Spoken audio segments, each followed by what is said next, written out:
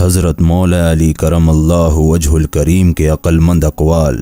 بسم اللہ الرحمن الرحیم۔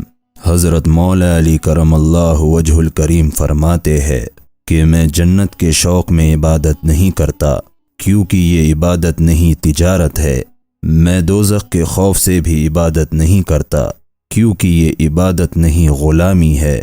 میں عبادت صرف اسی لیے کرتا ہوں کیونکہ میرا رب عبادت کے قابل ہے اور اس کے علاوہ کوئی نہیں۔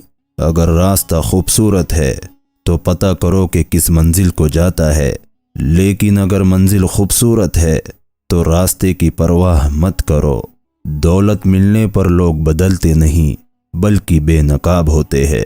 یہ نہ سوچو کہ اللہ دعا فوراً قبول کیوں نہیں کرتا، بلکہ یہ شکر کرو کہ اللہ ہمارے گناہوں کی سزا فوراً نہیں دیتا۔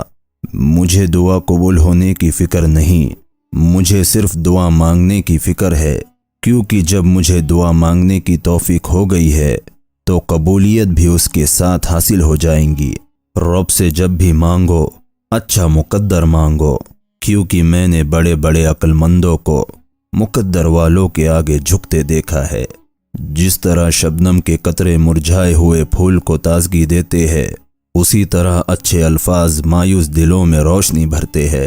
اچھے لوگوں کی ایک نشانی یہ بھی ہے کہ ان کو یاد رکھنا نہیں پڑتا بلکہ وہ یاد رہ جاتے ہیں۔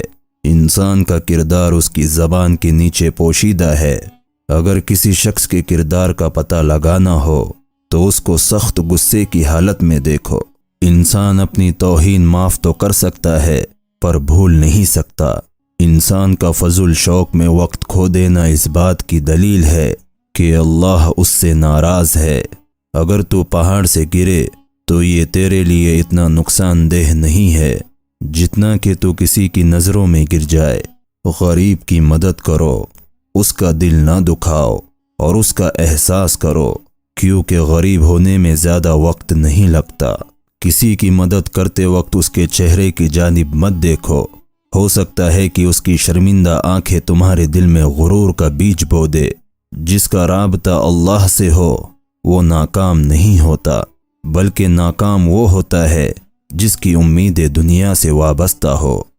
جب تمہاری جان کو خطرہ ہو تو صدقہ دے کر جان بچاؤ، اور جب تمہارے دین کو خطرہ ہو تو جان دے کر دین بچاؤ۔ جب تم دنیا کی مفلسی سے تنگ آ جاؤ اور رزق کا کوئی راستہ نہ نکلے تو صدقہ دیا کرو اور اللہ سے تجارت کرو۔ اپنے دن کا آغاز صدقہ دینے سے شروع کرو، اس دن تمہاری کوئی دعا رد نہیں کی جائیں گی، اور اچھی بات بتانا بھی صدقہ ہے۔